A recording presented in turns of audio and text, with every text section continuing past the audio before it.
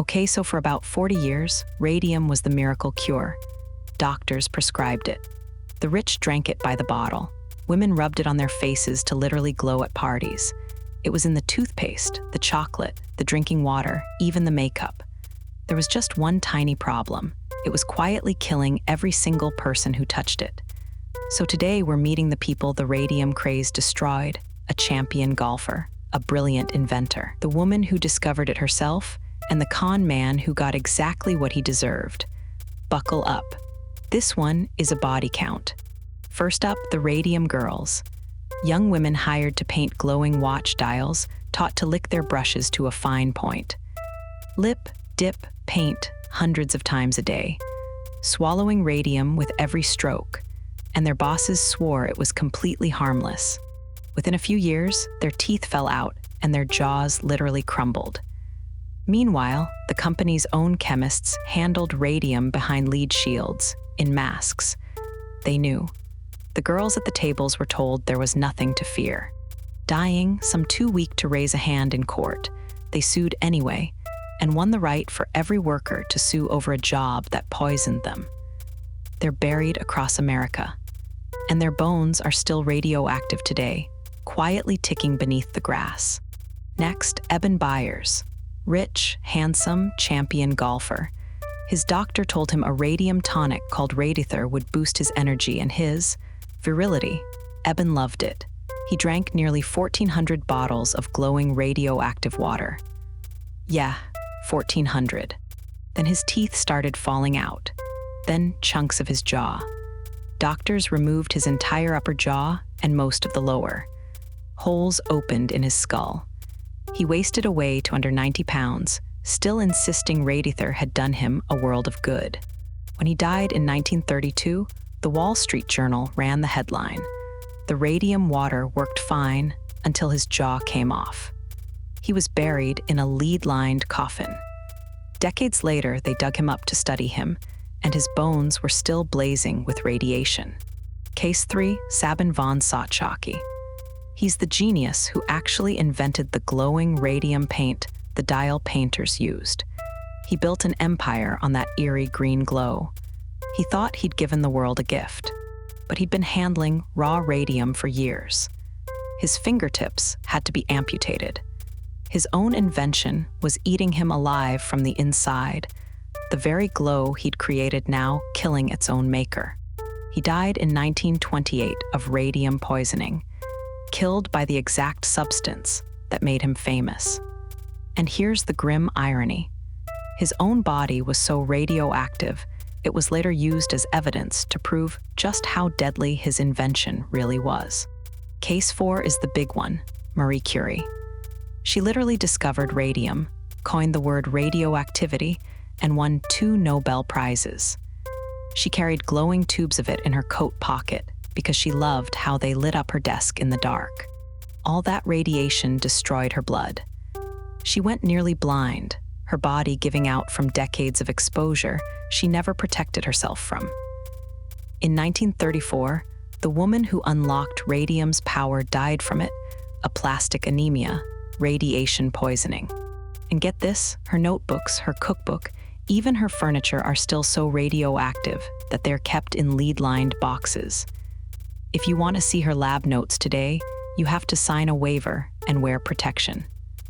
A century later, her stuff can still hurt you. Case 5 isn't one person, it's basically everyone. Because during the craze, they put radium in everything. Face cream that promised a youthful glow, toothpaste for a brighter smile, chocolate, bread, even radioactive suppositories marketed for, restoring manly vigor. There was a jar called the Revigator. You filled it with water overnight, it leached radium into the water, and you drank it every morning for your health. Millions of people happily poisoned themselves, convinced that glowing meant living. The scariest part? A lot of it still exists. Collectors and antique dealers regularly find radium cosmetics and tonics that set off Geiger counters to this day. Grandma's vintage beauty jar might still be radioactive. Sleep tight. Last case, and it's not even radium, it's radiation's other early victim.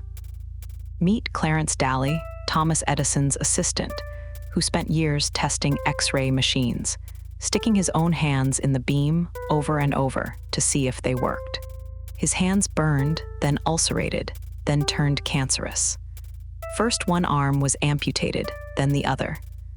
In 1904, he became the first American killed by radiation exposure, dead at 39, from a machine everyone thought was a harmless miracle. It shook Edison so badly that he abandoned X-ray research entirely. His words, "Don't talk to me about X-rays. I am afraid of them." The man who wasn't scared of anything was terrified of the invisible thing that killed his friend. Now meet the actual villain of this whole story, William Bailey. He's the guy who sold Radither, the glowing radium water that dissolved Eben Byers' jaw.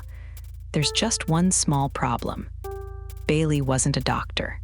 He dropped out, faked the credentials, and simply started calling himself one. And Radither was just the warm-up. His masterpiece was the Radioactive, a little radioactive card the company told men to wear at night, tucked right against their, manly bits, for energy, for virility. Grown men paid a small fortune to irradiate their own crotches while they slept. Byers died horribly. So did who knows how many others. And Bailey, never charged, never sorry, kept selling radium cures for years. He finally died in 1949 of bladder cancer, his body riddled with radium. Even the con man couldn't outrun his own poison. When they dug him up decades later, he was still radioactive.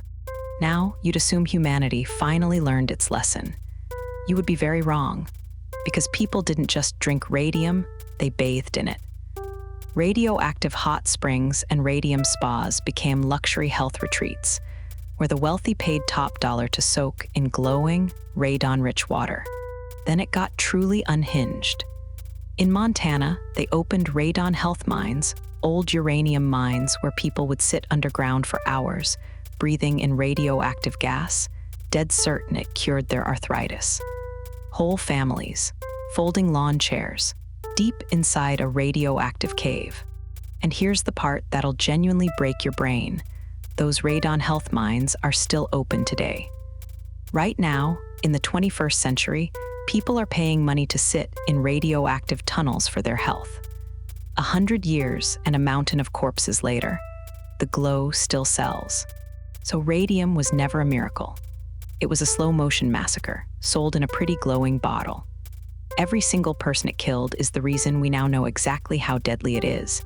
And somehow, a full century later, a few people still haven't gotten the message. So which case got you the most? The girls who painted the dials, the golfer who drank himself to death, the genius who invented her own poison, or the con man still selling it from beyond the grave? Tell me below. And stick around, because history is absolutely full of chapters they would rather you skipped.